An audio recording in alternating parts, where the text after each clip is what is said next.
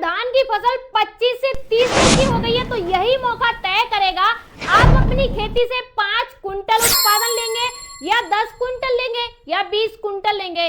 1 एकड़ भूमि से कितना उत्पादन मिलेगा वो धान की 20 से 25 दिन की जो फसल होती है, जो लास्ट 30 दिन की हो जाते हैं, यानी 30 दिन में आप तय कर सकते हैं कि आप अपने खेत से कितना उत्पादन लेंगे।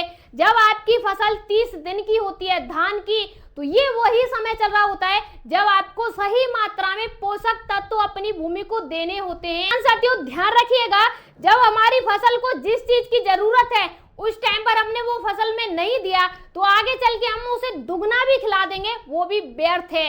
एग्जाम्पल के लिए समझिए, आपके खेत में अभी के टाइम पर पानी की आवश्यकता है, अगर आप 10 दिन के बाद उसमें डबल पानी भर देंगे, क्या फायदा रहेगा? कुछ फायदा है। इसी प्रकार से पोषक तत्व भी हमारे खेत में उसी टाइम पर देनी चाहिए जिस टाइम पर जरूरत है।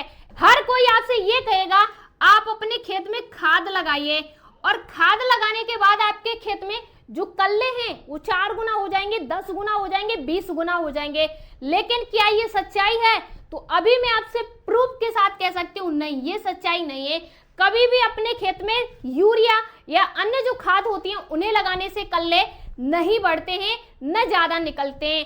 तो आखिरकार कल्ले हमारे खेत में ज्यादा कब निकलते हैं और कैसे निकलते हैं? अगर आपकी फसल 30 दिन की हो गई है तो सबसे पहले आपको क्या लगाना है, कितने किलोग्राम लगाना है और ज्यादा कल्ले कैसे निकलते हैं, वो सब कुछ डिटेल में समझेंगे।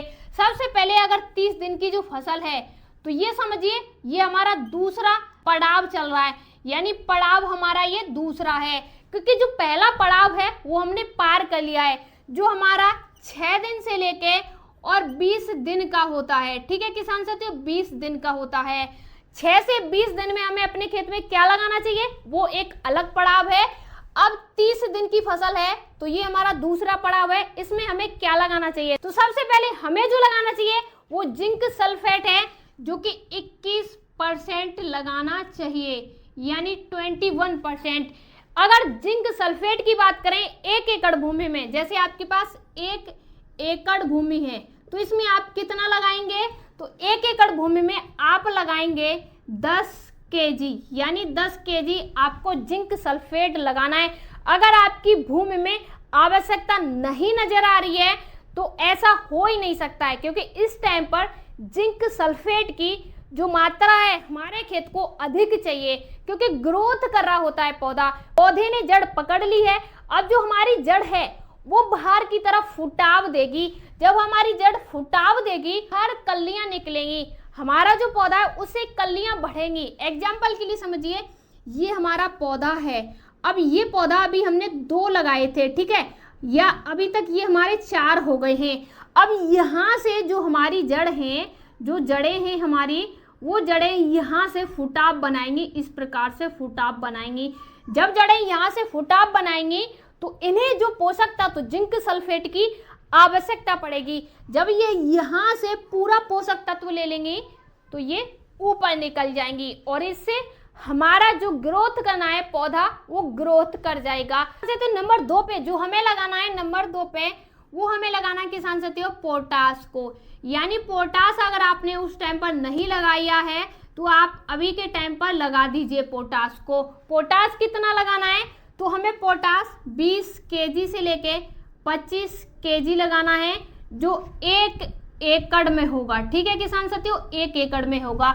अब इसी के साथ नंबर 3 जो खाद आ जाती है वो आ जाती है यूरिया, यानी भारत के पहले जो किसान हैं हर किसान को लगानी है, लेकिन लगाने का सही टाइम और सही तरीका नहीं पता है। ये हमें यूरिया खाद लगानी है 35 kg से लेके 45 kg लगानी है।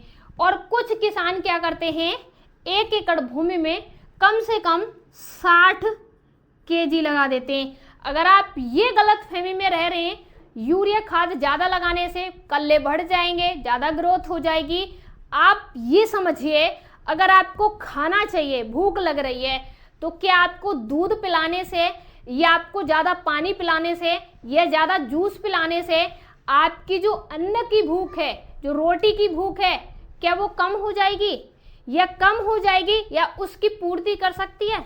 नहीं कर सकती है। ऐसे ही चाहे यूरिया कितना भी ताकतवर है, लेकिन पोटास, जिंक, सल्फेट इनकी कमी पूरी नहीं कर सकता है।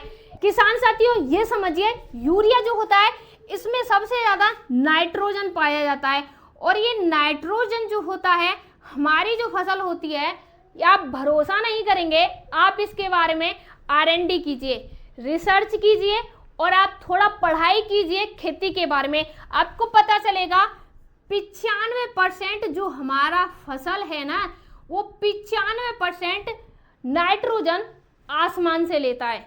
हमें यूरिया की जरूरत नहीं है, सीधा आसमान से लेता है। जब हमारा पौधा जमीन से ऊपर आ जाता है, ये हमारा पौधा है और यहाँ से 1 इंच भी ऊपर आ गया, तो ये हमारा नाइट्रोजन आसमान से लेना शुरू कर देगा, हमें जरूरत ही नहीं है। किसान यूरिया कम लगाइए किसान साथियों, सच में फायदा चाहिए तो लिमिट का लगाइए, जितनी उसे आवश्यकता है।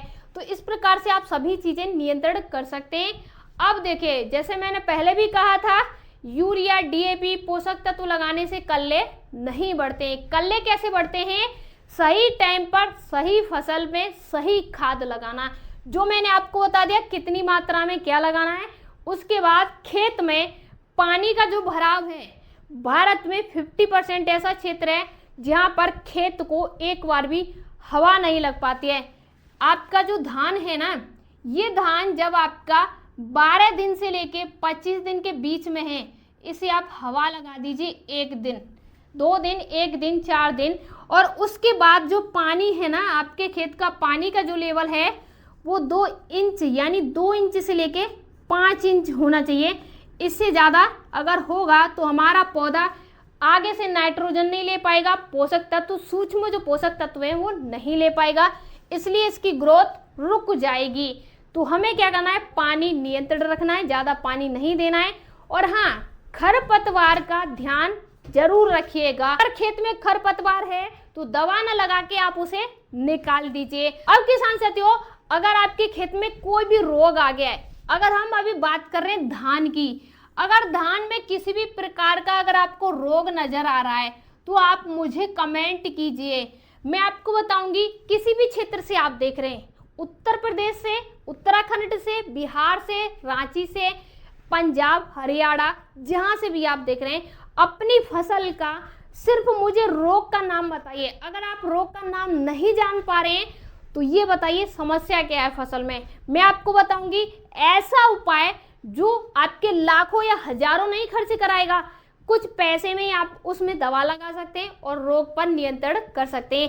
हम अगली वीडियो में बात करेंगे कौन से रोग के लिए क्या लगाना चाहिए जो सस्ता भी हो, किसानों को फायदा भी दे।